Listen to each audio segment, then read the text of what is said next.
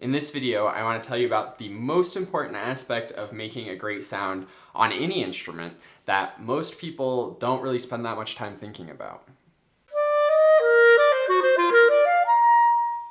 Before we get into the topic of this video, I want to make sure that you know about the subscriber drive that I'm doing. So I've set a goal for myself to get 750 subscribers on the QuickStart Clarinet YouTube channel by the end of 2020. I think it's a reachable goal, but I think it's going to be a little bit of a stretch and I'm really gonna need your help. So if you're watching this and you aren't subscribed, be sure to go down and hit the subscribe button right now if you like this video and if you would like to see more content like this in the future. I upload every single week with different kinds of clarinet and general music tips as well. And if you're already subscribed, it would mean the world to me if you shared this with somebody. And I think it could hopefully be helpful to other people too who want this kind of content, and any friends or colleagues that you have that you think could benefit from some weekly musical tips and tricks and advice. So thank you so much for that. I'm really excited. We're getting there. I think it's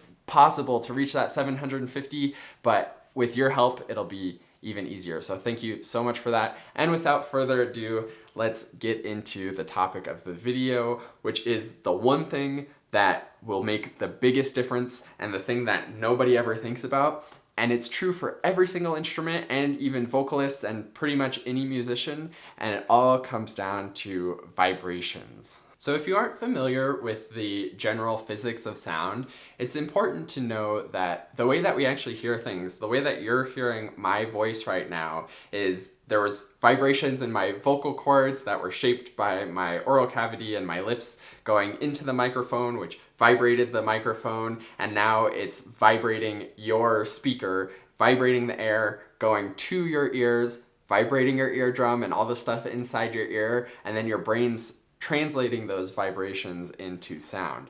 It's really actually an amazing system how it works and how we're able to both vibrate the air with our voices and translate those vibrations into something that actually makes sense as words or music in the case of instruments.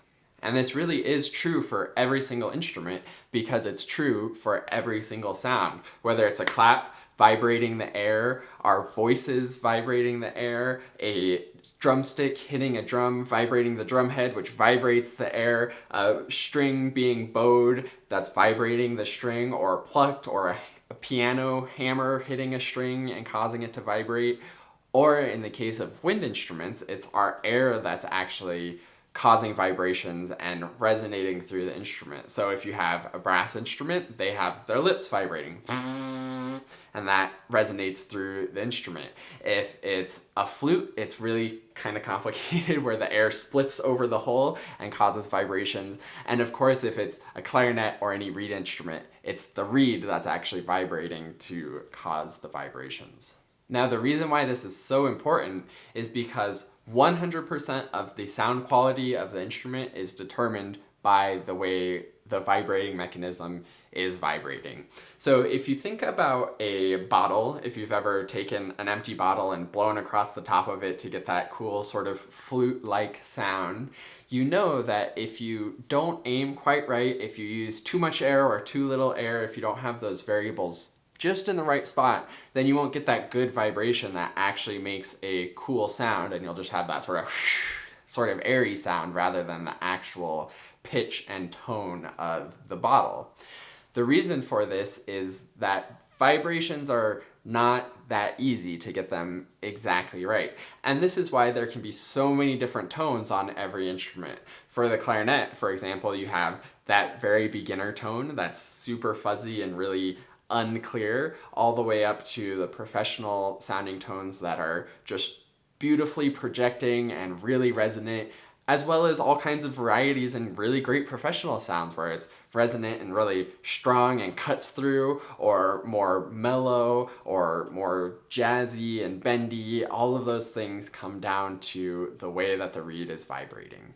Now, I'm sure that you've thought about your air and embouchure a lot, thinking about good, strong, focused air and flat chin and corners in and all of that good stuff that comes with the clarinet embouchure.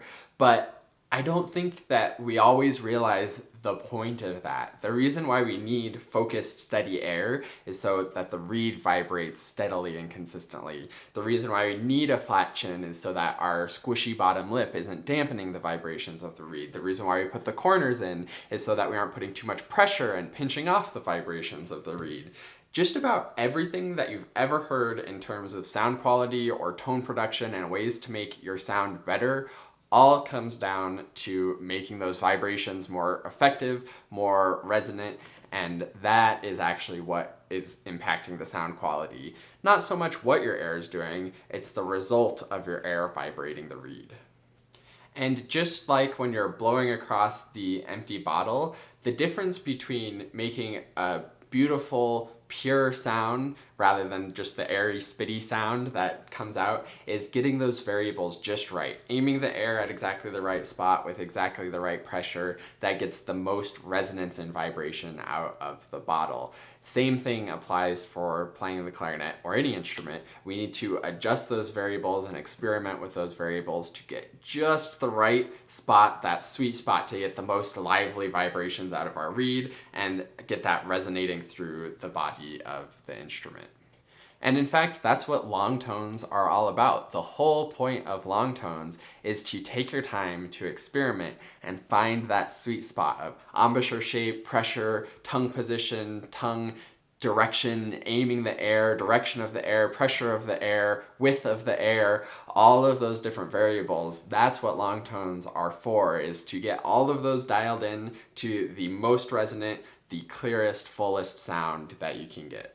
So next time your teacher tells you to make an embouchure change or do something different with your air or want something different about your sound, stop and think about how that's going to impact the vibrations of the reed and do it in such a way that you get better, clearer, faster, more reed vibrations. And I'll let you in on another little secret about the importance of reed vibrations. If you're ever having difficulty doing like a big interval or maybe crossing the break, for example, I bet if you think about continuing the vibrations of the reed in between the notes better, in between that large leap, then it'll actually come out so much better, because if the reed is vibrating, if it's going, then the sound's gonna go and sound great as well. The minute we mess with those variables to mess with the reed vibrations and limit them in any way, that's when we get issues. And that's where trying too hard to get a specific note out will often mess up those variables, kill the reed vibrations, and then the sound will follow. So always, always, always, no matter what, think about what that reed is doing and how you can get the best, most vibrant, rich vibrations out of the reed. I hope this has been helpful. Don't forget to subscribe to the channel if you're not already. I'm really looking forward to hopefully hitting that 750 by the end of the year. I think it's possible with your help, so thank you so much. Thanks for watching this, and I look forward to seeing you in another video.